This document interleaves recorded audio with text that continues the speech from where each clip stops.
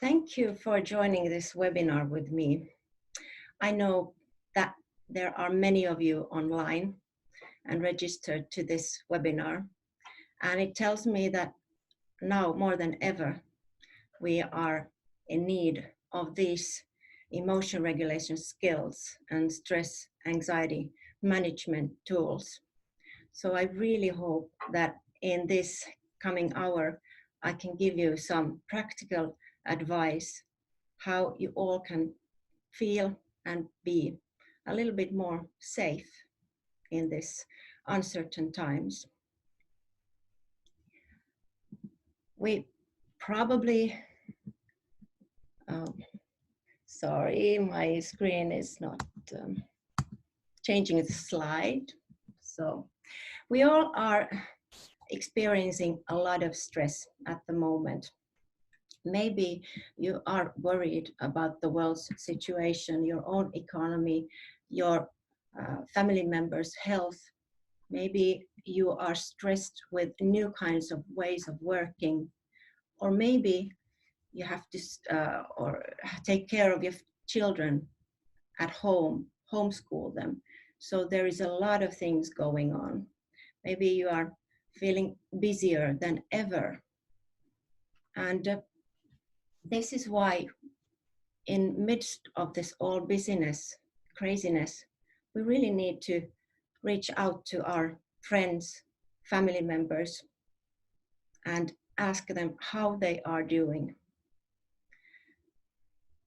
An especially important question is also to take a pause and ask yourself, how am I doing?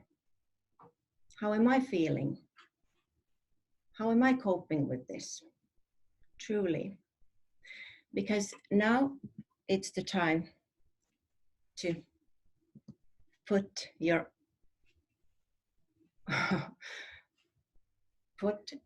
own life vest first. Only that way, if you take care of yourself and your own well-being, your own stress management, you're able to take care of your loved ones and contribute to the society and your community.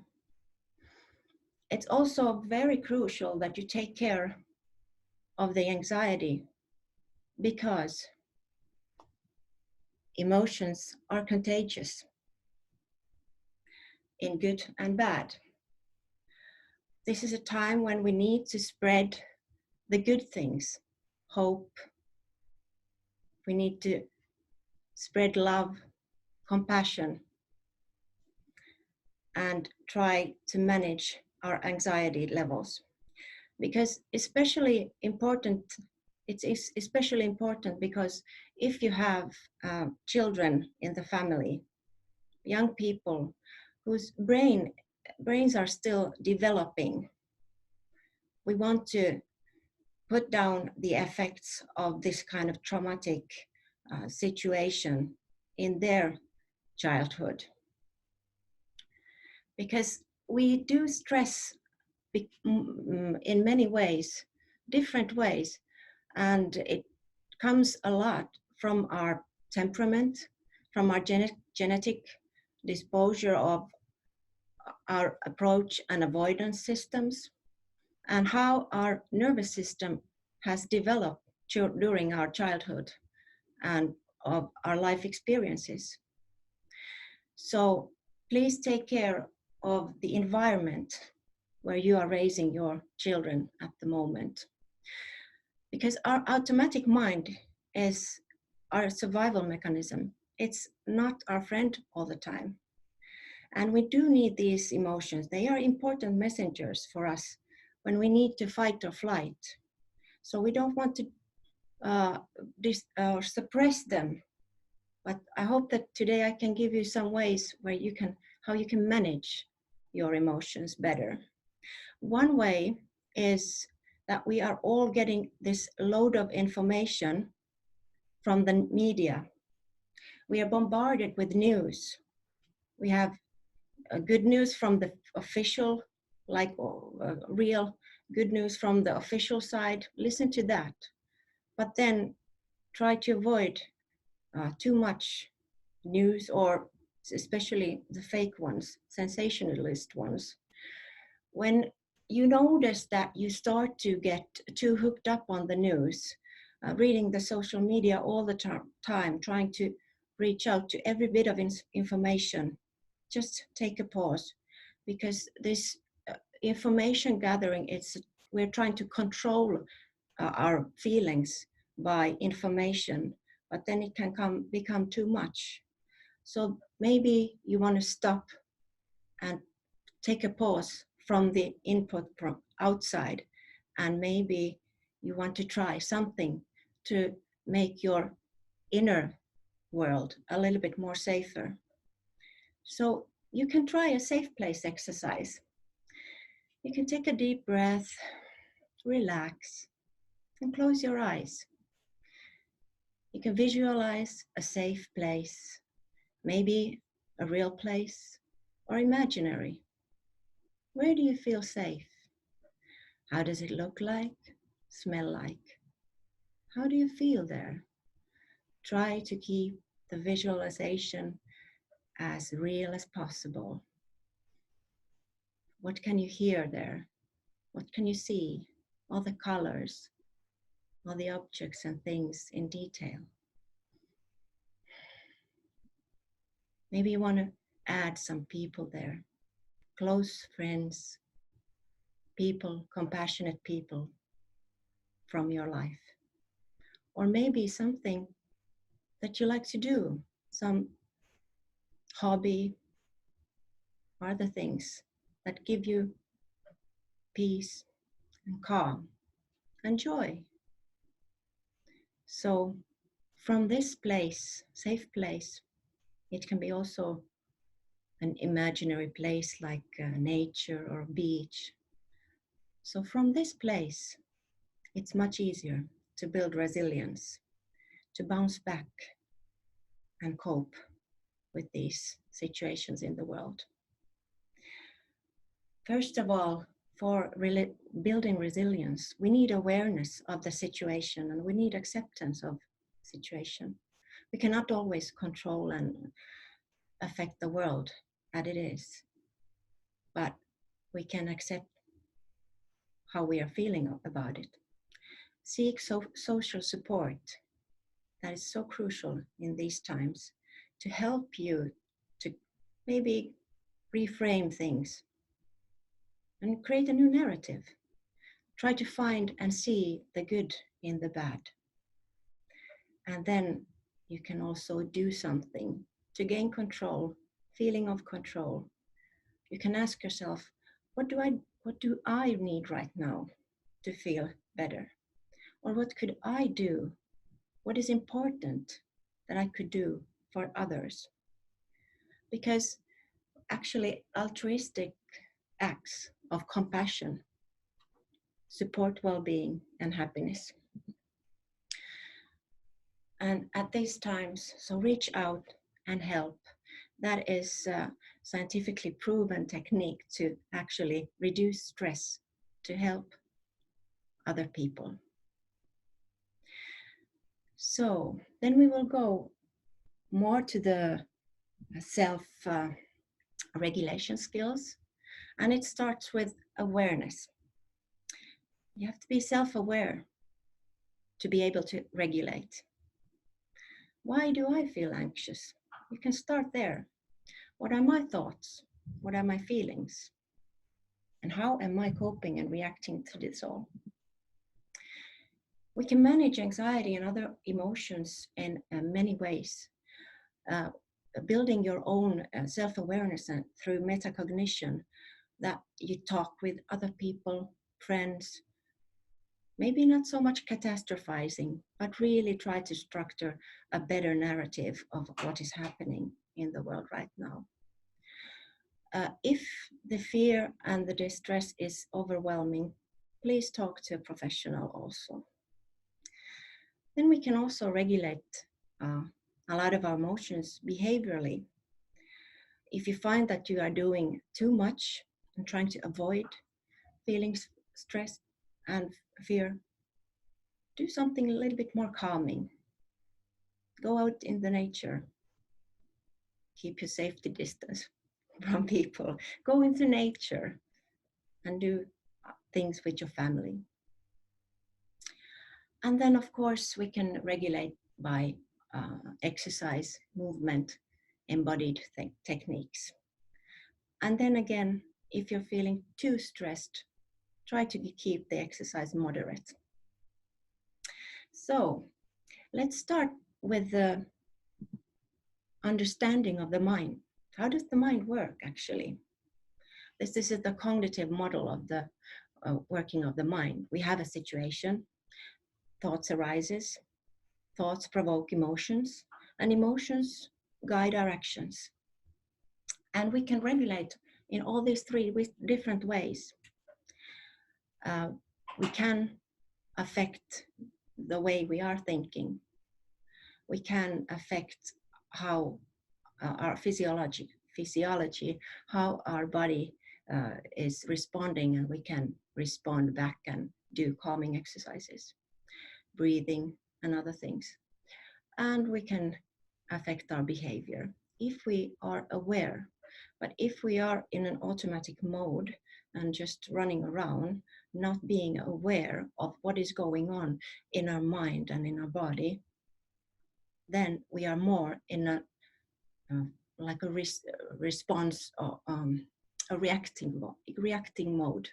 So we want to be more aware so we can respond better, also in our mind and in our body and in our actions. So what is this then, this automatic mind that I said about? It's about the default network of the mind. Actually, almost half of the time we are run by our mind's automatic thoughts that affect our emotions. And this, the specific of this kind of automatic thinking is that it's always in the past, in the future. It's worrying, it's catastrophizing. Like I told you, our mind is our survival mechanism. We need these emotions, and actually in these times, this threat is valid. So the emotions are valid too. And it's always the self-reference. How am I going to survive in this situation? And because our brain is wired, it has like this kind of negative bias. It is clinging to the negative news and negative information. We need to build a little bit more positive and constructive thinking patterns to fight to this mind of negativity. So we can do this cognitive regulation in many ways. I told you that the mind likes to be in the past and in the future. So we can take a contact in the present moment, be more present moment awareness, or cultivate present moment awareness. We need to take a step back and put it in some perspective. We can restructure our thoughts, we can diffuse our thoughts, and we can build, front load a constructive inner voice. And the constructive inner voice, it supports this kind of psychological flexible thinking where you are aware of the automatic mode of the mind and you learn to diffuse your thoughts. Thoughts are only concepts of the mind. I do not have to believe them, and then I can let go. I can ask myself, take like an observer perspective to a mind, and I can ask myself, do I need to listen to this thought? Where is this thought taking me? Is this a helpful thought? And with this awareness, I can actually modify my inner voice, my thought patterns, my attitude and beliefs. And I can build in some psychologically safe inner voice, inner speech in my head. Why I have this Google pic, picture, a photo of this Google office. They made a big study of what is the common factor of successful teams. And they found out that one was psychological safety. That means that a person can be authentically herself with her opinions, take risks without the fear that the others will put him down. And this is something that we actually could do to ourselves, build in some psychological safety in our own heads. And we didn't need to worry about the inner critic, because a lot of times if we worry, we say, oh, now I'm worrying again, and judge ourselves for the worry. We're all humans and we do worry.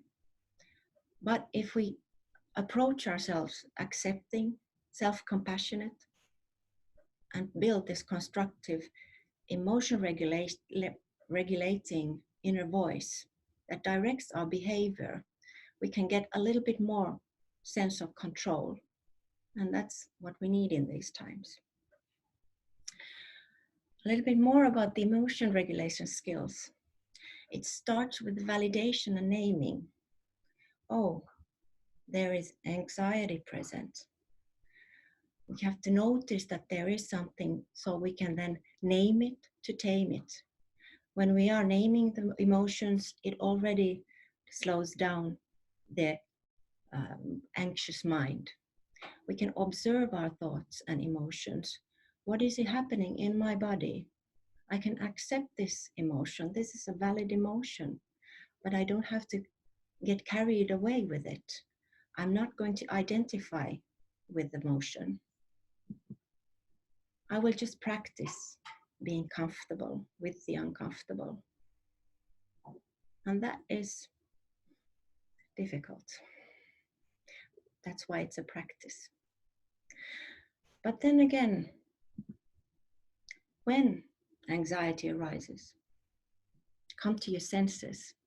Literally, I mean, this automatic mode of the mind, in contradiction to that, you can quiet it with focusing, concentrating on your experience of the world, your sensory input. You can use your visualization or visual field, name what you see, a tree, green. Maybe if you are inside, you name objects that you have around you.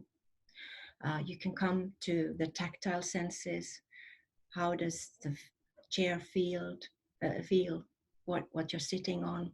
How does the floor feel what you're standing on? You can tune in to sounds, maybe use some more music, or how you set yourself, you talk to yourself, what kind of voice you are using.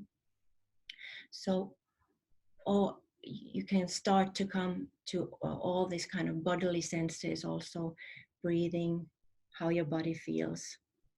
And maybe this is the time when you can, when we are all very busy and we are all told to wash our hands all the time, maybe we can use this as a mindful pause. Do a mindful hand washing. So slow down, smell the soap, feel the texture of the soap, be appreciated of your hands, important hands, and you're taking care of your important hands. Feel the water and get in touch, in contact with your thoughts and your inner emotions. Why are you washing your hands? Is it because of fear? Is it because it's threatening? Or is it because you are doing a compassionate act to yourself to be healthy, but to all other people also? So you can also bring mind some special person, maybe your grandma or somebody else, maybe your children, spouse, friend, that you're washing these hands for. And this way you can connect again in your mind and build some common humanity. And then other embodied emotion regulation methods, of course, start again with the awareness, body awareness, relaxing exercises, how you are standing. When we feel threatened, worried, we go distant, we withdraw and go small. Be open, be courageous. Use movement and slowing down the movement. It relaxes your body and mind. Think and be aware, where is your gaze? What is your facial expression? When we are remotely working and we are connecting to our loved ones, use the video, show your face, smile to each other. It's contagious, remember? Even though you're talking only on a phone, smile. We can hear your smile through the phone. Use touch, soothing, comforting, warming. And the tone of your voice when you talk to each other or to yourself. And breathe. Remember to breathe. Breathing is the most important tool for us to relax and help calm our nervous system down. So when you are doing breathing exercises, there are many kinds of exercises you can do. You can do a mindful breathing exercises, just following the breath, sensing how the air flows in and out. Or you can do this kind of relaxing breathing exercises. Use your hands, one on chest, the other on the belly, and take deep belly breathing in through the nose and out through the mouth. And try to make the out breath longer than the in breath. This is focusing and relaxing at the same time. I myself use this, combined all these kind of methods that I have been talking about now through this self-compassion break exercise. There is 3 parts of self-compassion. One is mindfulness, the awareness, what is. The other is being a friend to yourself. And the third thing is common humanity, connecting to all the people on the planet. So I do it like this. If I'm in a distressful situation, feel anxious, worried, and want to ask myself, what do I need right now? I need to calm a little bit down. I use a soothing touch. I use a soothing voice. And I acknowledge that, okay, there is anxiety present. There is worry present. But I will be here for myself, comfortably, soothing, and being like a good dear friend. I would talk to myself like I would talk to a friend. Everything will be okay. And then I would remind myself that this situation is all over the world. It's happening to all of us. We all are humans and we are worrying and we're anxious. It's okay. It's part of being a human. And then again, I can try to provoke some positive emotions with my thoughts. What do I need to think about to maybe bring some joy and humor at this moment? What gives me hope? How do I build optimism and share love? And one very good way to provoke positive emotion is gratitude. So this is research based and really one of the key tools in these times. Write a Write the gratitude journal. 3 things you're grateful, 3 people you are grateful. And also be grateful that you have done maybe something for yourself also today. So try this. If that is the only thing you try this. And then, of course, to take care of yourself, we need all the elements of the holistic well-being. We need to eat well. We need to sleep enough, exercise moderately, and socialize virtually, remotely, with the camera on. Keep in contact. Continue to write messages and call your friends. And now I would want to suggest that you would all make a little stress relief plan in the moment, just like I myself use this self-compassionate exercise. What do I want to say to myself that is soothing? What can I do? Maybe I need to walk a little bit. Maybe I need to take a glass of water. Maybe I need to call a friend. Maybe I need to go hug my kids.